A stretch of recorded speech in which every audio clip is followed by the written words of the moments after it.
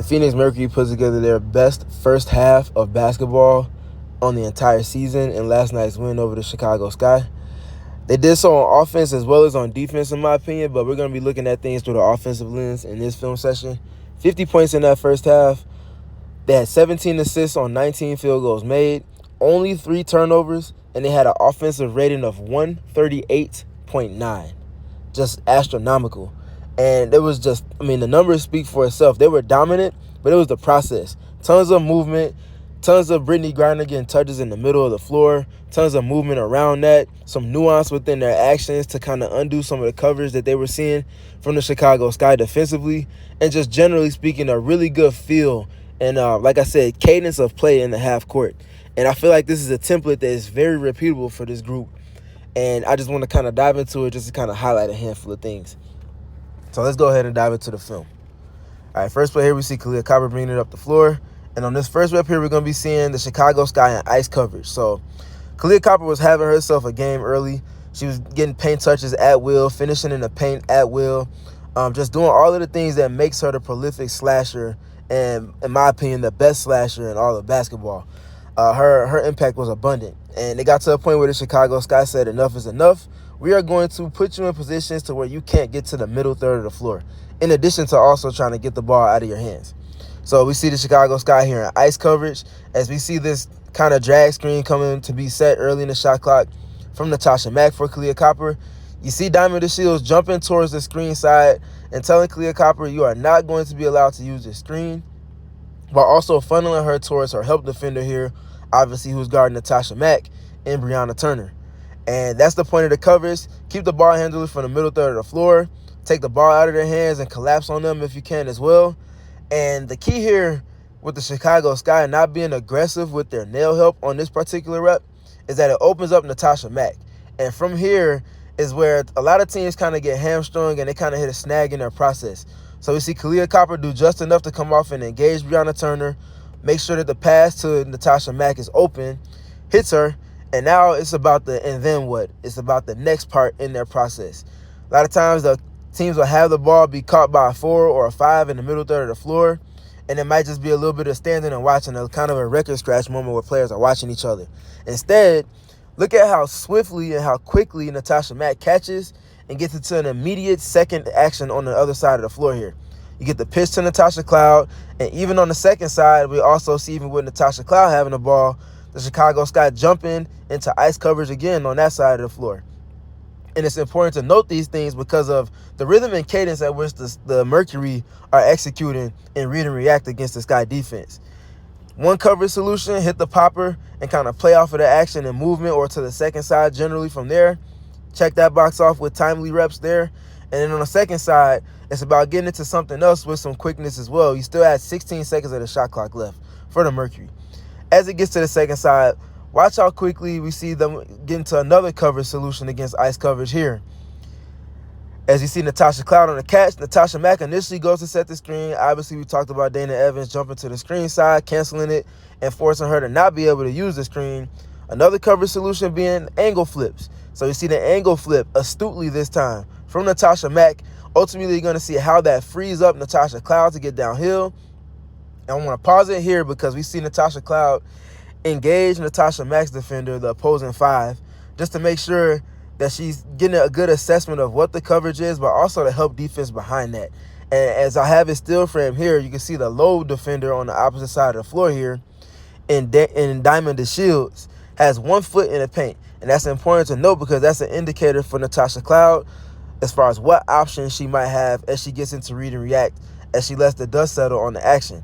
So getting back to the strong side where the ball is with Natasha Cloud, you see one retreat dribble, lets the dust settle on action a little bit, lets the roller get back and engage the defender of the center, obviously being Breonna Turner. And then you see Natasha Cloud get into another drive, engaging the opposing center again. And then this jump here, again, stemming from the information received a little bit earlier in the possession from Natasha Cloud, gives her all the confirmation that Kahleah Copper is going to be open for the skip to the opposite corner. Hits her in a timely manner with a fastball, and it's an accurate one. Kahleah Copper's wide open. Great shot quality. Advantage Phoenix Mercury, and that's a 3 ball. Just the tempo, the rhythm, the cadence, the cycling through of options against a particular coverage, especially after you're able to anticipate it. It was just all good on good on good in a compounded fashion, and you see the shot quality they were able to generate from it. Next rep is going to be a different type of coverage, but it's also going to be a little bit of the Mercury kind of responding and reacting and adding a little bit of nuance to their actions too. So we see here, you get a little bit of manipulation of space here from Celeste Taylor as she just kind of ghosts and really just opens up the floor on the wing to the same side that Diana Taurasi is ultimately going to be going to. You can ultimately see the screen be set from BG, and because it's Diana Taurasi, we're going to be seeing Isabel Harrison up to touch on the screen for one, but also flat hedging at the level of the screen to try to flatten her out.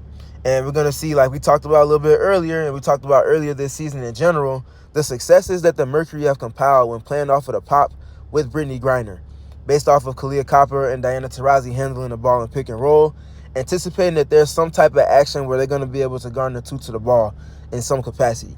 We see just that here with Diana Taurasi. She comes off of the screen.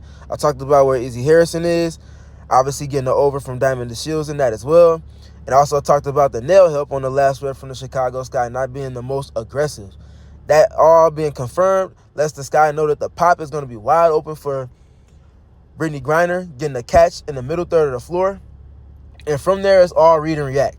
So I want to note the manipulation of space again because, for one, you see the Mercury playing both with Brittney Griner as well as Natasha Mack on the floor.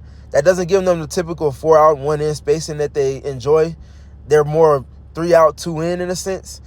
Nonetheless, the way they manipulate it, and we go all the way back to the beginning here, and I talked about Celeste Taylor manipulating space, as she clear cuts through and opens up the wing, like I mentioned, towards the same side that Diana Taurasi is going to be going towards after the screen from Brittney Griner. On the baseline, watch how Michaela Onyenwere is jumping from obviously the strong side where Diana Taurasi starts action to the weak side. That's because Kiki Herbert-Harrigan is also kind of exchanging down low as Celeste Taylor exchanges over the top, and they kind of swap positions on the floor. All of that space and manipulation of the court balance is important because when the advantage ultimately comes on this rep, as we get to BG getting the catch on the pop, you obviously see a quick stunt here from Dana Evans, just kind of trying to give Brittney Griner a feel of a defender being close by so her catch isn't as comfortable as it ultimately is. The issue, however, is when you tilt the court and you manipulate the space the way that the Mercury have. We talked about Kiki Herbert-Harrigan running the baseline, talked about Celeste Taylor ghosting from the weak side wing to opening the wing that Diana Taurasi is going towards. That pocket naturally opening up Brittney Griner on the pop. Also tasks Dana Evans, who's in her responsibility trying to get a stunt towards the ball, not having any type of help to recover and help the helper. And this is a well-timed cut here from Celeste Taylor. BG is obviously going to be able to make that quick read. There's no one there to give help to Dana Evans as she stunts. Isabel Harrison is too far away to try to peel switch that, even if they wanted to. And then you got Angel Reese that's engaged with this exit screen here being set for Kiki Herbert-Harrigan. All the court manipulation and tilting of it puts the defense unbalanced. BG's able to get a nice, easy pass to Celeste Taylor. And that's what I talked about, triggering the blender. BG's pop here and the pass that she ultimately makes off the pop is what's going to ultimately get the defense rotating in tandem with the spacing and the manipulation of it from the Mercury. Advantage Mercury. And then we see them just kind of play the 1-2 passes. BG's ultimately wide open. They collapse the defense after the paint touch on the cut and the extra pass. BG knocks it down. Next rep here, a little bit more the same. And this is where the nuance in things comes, because as the Mercury were trying to get into their early offense pick and rolls like we talked about, the Sky were looking to ice it and just generally put pressure on the ball and put pressure on the roller. So some of the nuance that the Mercury have in their playbook get into these kind of quick handback scenarios here to where it undoes the coverage, kind of loosens it up a little bit, and allows for them to also get a dynamic touch for the ball handler to ultimately flow in the pick and roll while also manipulating the space. Initially, you see Sophie Cunningham was located on the opposite side wing by way of her getting a quick touch and then just essentially swapping positions on the floor where she started to where she ultimately is going to be spaced now. That opens up the wing towards the direction that Kahleah Copper is headed off of the screen for Brittney Griner. Now you talk about the counterpunching. This is the fun where the chess is happening in the game. Talked about Kalia Copper and Diana Taurasi getting a bunch of attention in pick and roll. We see Lindsay Allen sneak a quick under in here with Kalia Copper just to kind of try to steal back some pace and get back neutral defensively. Great job here on the screen angle flip from Brittney Griner. Not doing too much to ultimately end up getting a moving screen. Sticking the butt out just a little bit, just to veer it into the space of Lindsay. Obviously, you don't have to do too much with Kalia Copper because her quick step, she's able to get downhill. She does just enough to pin Lindsay Allen behind schedule. That's going to ultimately force Angel Reese to kind of sink in a little bit with a little bit of a stunt here on the ball from the nail. You got Sophie Cunningham one pass away. Kalia Copper is going to elect to make this pass to Sophie, and now the blender has been triggered for the Phoenix Mercury. And watch how well they play in the advantage that comes from that. Quick boomerang back to Kalia Copper. Defense is still rotating as you see her relocate. They're going to get into another pick and roll here. And now you see, now she's forcing the over. They got them late in the shot clock. And you see Camila Cardoso a whole lot closer to the level of the screen than she was on the first rep, as you can see here. By way of all of that, Kalia Copper is able to read the low man, understand that the low man is nowhere near their responsibility in terms of being able to get a hand up and kind of dislodge the pass to come to Brittney Griner.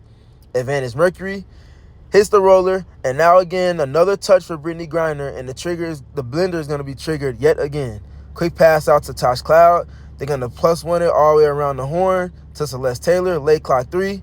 Though it does take place with 1 second left on the shot clock, all of the movement that comes prior to it really just undoes the defense's shell, ultimately netting themselves an opportunity at green shot quality even late in the clock. Great job from Kalia Copper as well on this screen. Unintentionally / intentionally just standing in the way of Lindsay Allen, knowing that her rotations to come. Celeste Taylor is able to regather and knock down another corner three-pointer late in the shot clock for the Mercury. Just really great flow for this team, as you can see as we're detailing it here in the half court. Another rep here, this one in the second quarter as well. We're going to see Brittney Griner get into a quick screen with Kalia Copper. We're going to see some more ice coverage from Lindsay Allen here in the Chicago Sky on Kalia Copper. Going to see her do a good job counterpunching and quickly getting it over to Brittney Griner after she realizes what the coverage is, while also engaging Camila Cardoso. So she gets it over to BG, and now we're going to see a prompt 45 cut. And this cut is extremely important, especially on timing from Natasha Cloud, because I talked about the nail help early. That's one way that teams can kind of try to counterpunch within their coverage defensively to whatever the offense is doing when they hit the pop player. So good job here on a timely scripted cut here from Natasha Cloud to reconfigure the space for the Phoenix Mercury in the half court. And by way of that, again with BG getting the touch in the middle third of the floor off the pop, they're going to trigger their blender, and we're going to ultimately see, accompanied by the 45 cut, to kind of really just toggle the rotations and responsibilities defensively of the Chicago Sky. We're going to see Brittney Griner engage in a dribble at. You get two hard dribbles in the same direction that we see Sophie Cunningham kind of lifting up the floor to. You see the Chicago Sky, particularly Rachel Banham, jumping to kind of try to top lock a little bit, anticipating them getting into an empty corner dribble handoff, which they do a lot. This time they're going to counterpunch yet again. Great job from Sophie Cunningham on the presentation, making it look like something that they've seen a bunch of times until it's not. And then she counterpunches, gets downhill on the backdoor cut. Great pass here, skipping it off the boards from Brittney Griner in close proximity here, as you can see how she kind of really just pinpoints this bounce pass backdoor.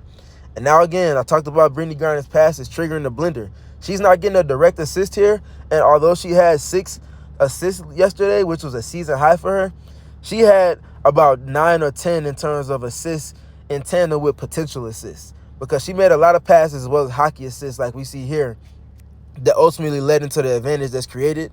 And you see how they just undo the entire defense of the Chicago Sky yet again with movement of players paired with movement of the ball and counterpunching to the defenses that they're seeing and read and react. Great template for the Phoenix Mercury in that first half. I certainly expect for it to be something we see on consistency as this team kind of gels and meshes more. And this is something that they're going to need to rely heavily upon past just the isolation and pick and roll play that they can kind of compile over the course of games. Breaking up the mundaneness, playing a little bit more random, and really leaning into the playmaking abilities of Brittney Griner off of the attention garnered by their guards out on the perimeter.